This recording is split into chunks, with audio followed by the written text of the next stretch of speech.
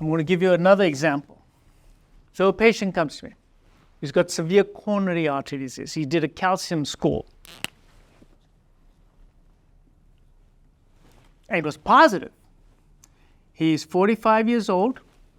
He thought he was perfectly healthy, felt great. He's not really overweight. His blood pressure is also good. But his doctor told him, get a calcium score because your dad had coronary artery disease and one of your mates at work just died. So here's his artery, and it's got calcium buildup in it.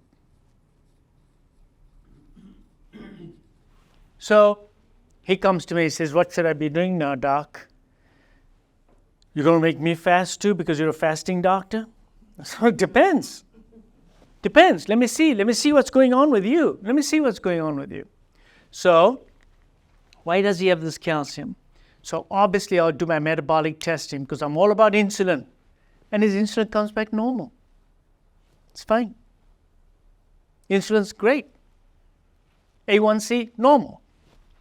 He's got coronary calcium. So then I do an ultrasound of his liver. And he's got a fatty liver. So I say, wait a second, why would you have a fatty liver? So I'm going to tell you why he's got a fatty liver. One reason is always insulin, right? But his insulin was fine. So that's not the problem. Another one is alcohol. He tells me he's not drinking. He doesn't drink alcohol. Gosh, do you take protein shakes because you just want to be buff, right? So he says, no, I don't take protein shakes because branch-chain amino acids, if you take too much of those, it'll cause a fatty liver. He doesn't have that. He doesn't. So what's causing your fatty liver? Well, hepatitis, infections. He doesn't have any. I do a hepatitis panel on him. Everything's negative. Why do you have a fatty liver? Why would you have a fatty liver then? Well, what drains into the fatty liver is the portal vein. What's the portal vein? The portal vein is after all the nutrients from the intestines. This is your sewage canal. We all have a sewage canal.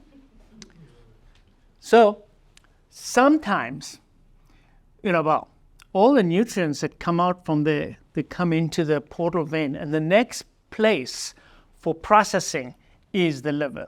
So the first place for processing of anything that comes into your body, the border control, is your Peyer's patches, which are in the wall of your intestine. These are gastrointestinal, your body's immune system, lymphoid system, right? In the walls. And they are very, very important. So when you eat something, it gets in here, it gets mixed with the enzymes. And by the way, you only have about 18 enzymes. And they digest that food, break it down into pieces. And then, what are all these dots over here? These are food particles, okay? But there's something else in your gut, and they are these little red dots inside your gut. And those are 100 trillion bacteria.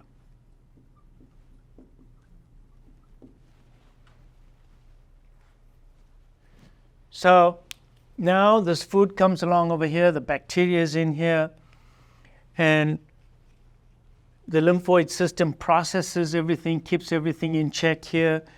There's a nice layer of mucin, thick layer of mucin that separates the sewage canal from your bloodstream. There's also, in this lining, the cells are all joined together by enzymes. So these are gap junctions, and they are all intact. So they don't allow stuff to come through. They're very intact. They're very good. Okay? Only certain things can come in, certain things cannot come in. So our defense system is the mucin layer, the lymphoid system, the gap junctions. But what happens if there's a leak here and stuff is getting through? And if stuff is getting through, it gets into the portal vein and then goes to your liver. And it can cause inflammation in your liver. This is called gastrointestinal permeability problems. It's called leaky gut. Some people call it leaky gut. And I never used to believe in this thing, never believed it, until we did all the research, reading and everything else, and started reading about this about 8 years ago. And it's become very clear to me that bacterial wall products, dead bacteria, can get through if there's a leaky gut. And when they get through, they get inside the portal vein, and they can get in here into the liver and cause a fatty liver. And what I'm seeing more and more in my practice is that many patients have a fatty liver for which I have no real cause, and when we run tests on them to look for leaky gut, they're going to have a leaky gut. And that explains why they got this fatty liver. Now, he's got coronary calcium. What's that got to do with the fatty liver? So there it gets a little complicated, so just bear with me. Lipopolysaccharides that get through here get taken up by macrophages, and they also get taken up by LDL. LDL, your low normal cholesterol particles. And when they do so, the LDL becomes a small dense particle. These small dense particles get taken up by the white cells as well. And when they get taken up into the coronary artery here, these macrophages get inside the wall, die inside the wall, liberate that small dense LDL, and you get a little pool of fat in the wall of the artery. And this is inflammatory. And when it is inflammatory, why? Because that's still a foreign particle. So you're going to get inflammation here, T cells against it, B cells against it, and this is inflamed. And when it's inflamed, it can break open here, just like a pimple. Now I want to give you a concept. Atherosclerosis is an inflammation of the walls of the arteries. I want you to think about a reverse pimple. You have a pimple on the skin, right? One day it's growing bigger, bigger, bigger, and then suddenly it bursts open, right? That could be one of your pimples inside your arteries. There's a difference between a calcified, stable plaque, as we call it, and soft plaque. Soft plaque that is very translucent, very full of fat and inflammatory cells, are not so calcified. They will one day become calcified when they healed. But in this stage, they can be vulnerable, just like a pimple, break open and a blood clot forms on it. If a blood clot forms on it, it can re-endothelialize. But if a big blood clot forms on it, you can actually get occlusion of the artery and get a heart attack.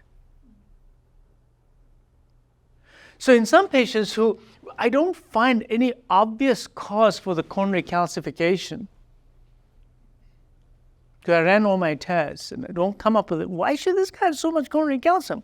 Never smoked, It comes down to this.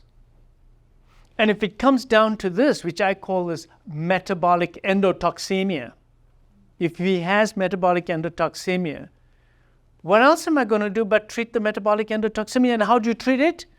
Through diet and fasting.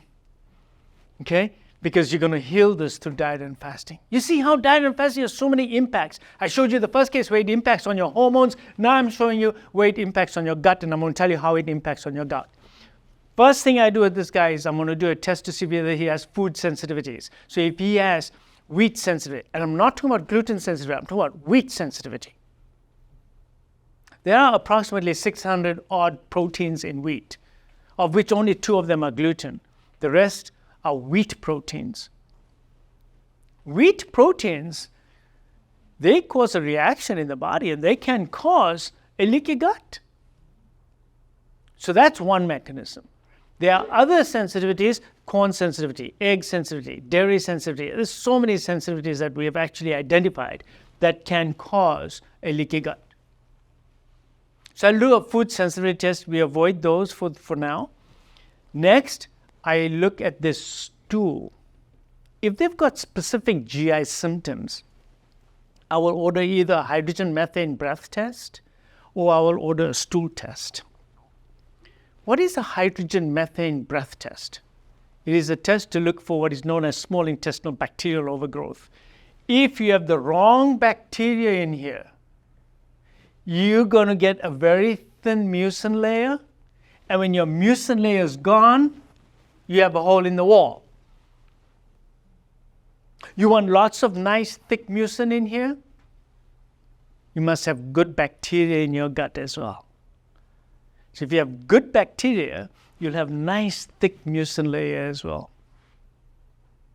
So it's very important that we know what's going on inside the gut by making sure that we have a good bacterial population living in the gut over here.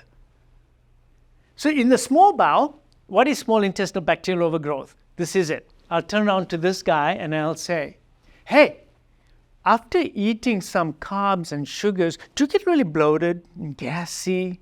Yeah, man, I feel terrible after eating those. So I have to stay away from all bread, all sugar, all carbs, because if I do, I get really bloated and gassy. Oh, you do? Okay.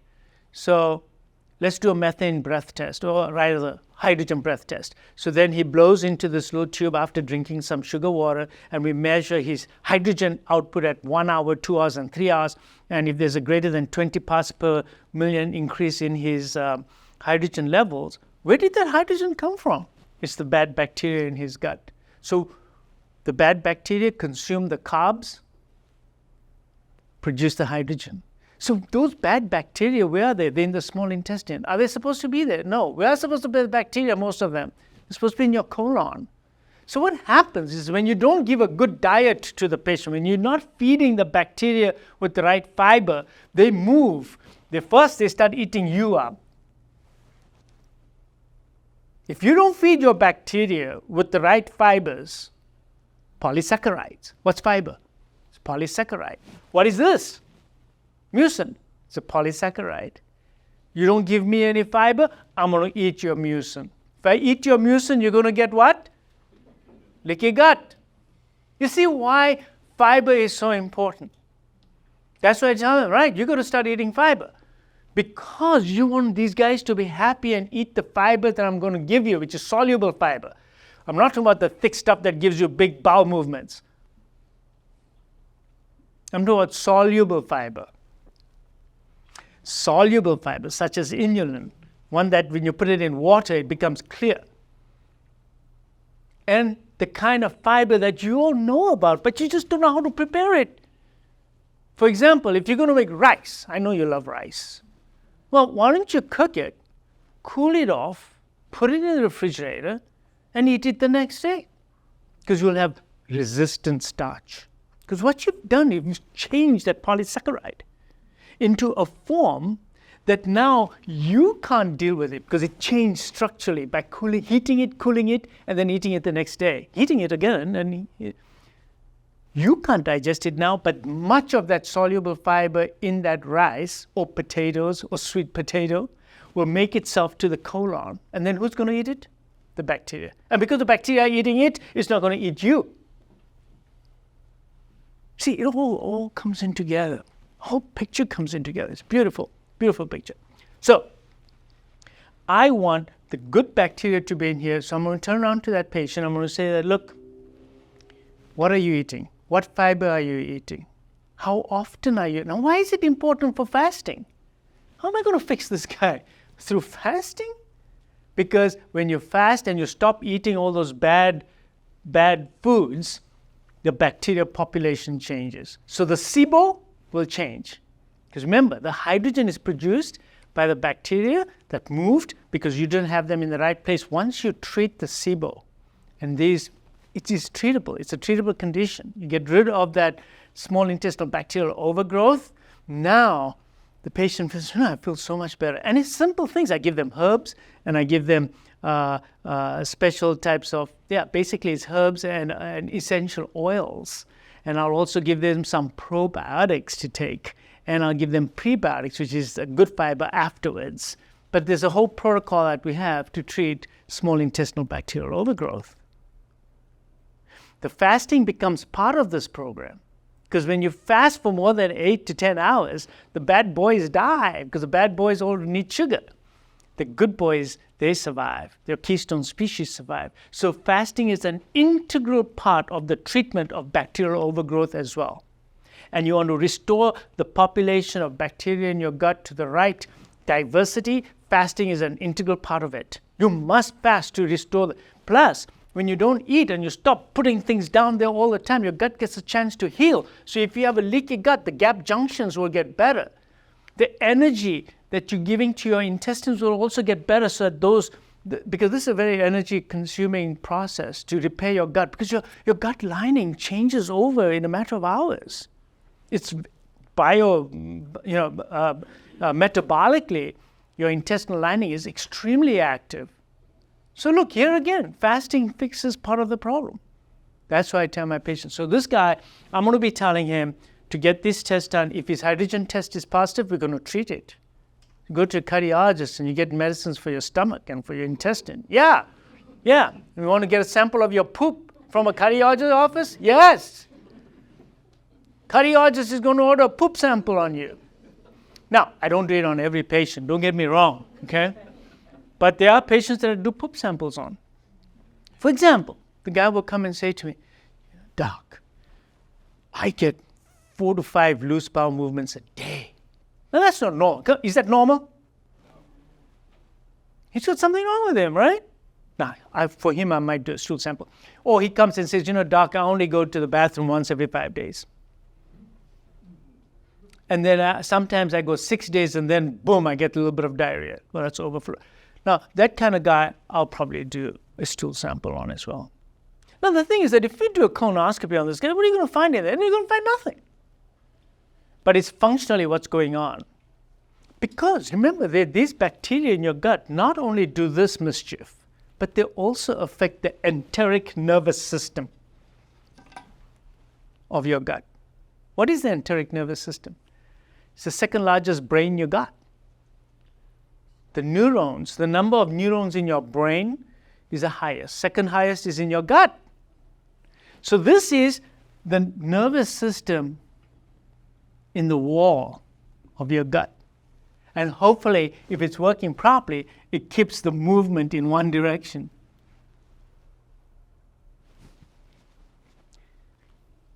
But more importantly than that also is that these are vagus nerve connections that go to your brain.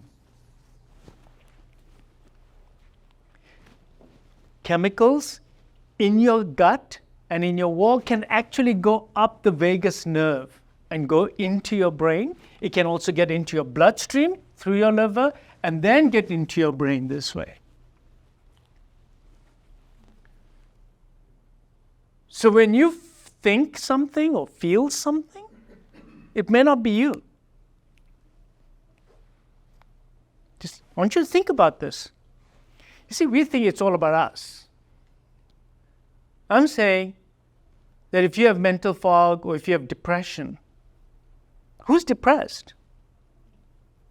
Because I've seen this in my patients. We fix this and they come back very happy, and I'm saying, is he really happy now because he found an answer to all this stuff? Is that why he's happy? Or is he happy because his neurotransmitters from his dysfunctional gut has now gone down and his brain is better? And we know that depression also is an inflammatory condition. And to get rid of inflammation in the body, and depression gets better. So it's all linked in together. So it's just observations on patients that tell you that, there's something more going on here than simply, fixing the gut. So treat SIBO, treat the diet, change what's going on, what you're putting into your gut, especially fiber. You want soluble fiber in your diet. Now, soluble fiber, besides feeding these boys here, it also does other things in the upper part with the hormones, like that first guy I told you about, right, who had insulin resistance, right? So how's he going to benefit from having more fiber in his diet? He's going to benefit because when he takes a teaspoon of inulin, or quarter teaspoon of inulin, I should say, in a glass of water before his dinner, what happens is that it lines the duodenum with this very smooth layer so that that fiber is hiding the K cells behind the duodenum, so they're going to produce less hormones that are going to trigger that pancreas to produce a massive rise in the insulin. You're masking it so that he's not going to get a big spike in his insulin. That's why you want to eat foods with fiber in it. That's why you want to change your diet. Food must contain fiber. Food must be natural. Food must be real food. Food must be masticated, not drank. Don't drink your food. You got to eat it. If you want the proof of it, then take your mixer and put some stuff into it, whatever you want, juice it, and then take it and put it in a saucer and look at it. Then I want you to take that same food and eat it, but don't swallow it and spit it out into the next saucer. And you look at the two, they're totally different. You're not supposed to drink your food, you're supposed to chew your food because it changes the consistency. You're not supposed to cut all the fiber into slitherings so they become totally ineffective. Oh yeah, spinach, a lot of fiber in it. They just destroyed all the fiber by putting it through the machine. And there were no 110 outlets in the caves, as far as I remember. So it's totally unnatural, totally unnatural. So there you go. So coming back to this guy. So in him also, so what type of fasting am I going to make this guy do? I'm going to make this guy do a different kind of fasting. I'm going to identify all this, but he's going to do time-restricted feeding. Simple. It's fasting still. But he's going to probably do, for this kind of guy, I'll do 18-6, which is my favorite fasting for most people that walk. If I just had to throw a dice on most people, it's going to be 18-6. Because I just think that that's the best results I've had with most of my patients here in my office, but also from the millions that are doing it out in the world. It gives the gut an 18-hour break when they're only consuming water. For 6 hours, they're going to feed during that 6-hour window. During those 6 hours, I don't have to count the calories. All you got to do is eat real food. Food that looks like real food. It has to be real food. No processing, no artificial ingredients in it, no colorings, no emulsifiers. But what's an emulsifier? What on earth is an emulsifier? Doc, I don't know what's an emulsifier. I don't eat emulsifiers. Yes, you do. You all eat emulsifiers.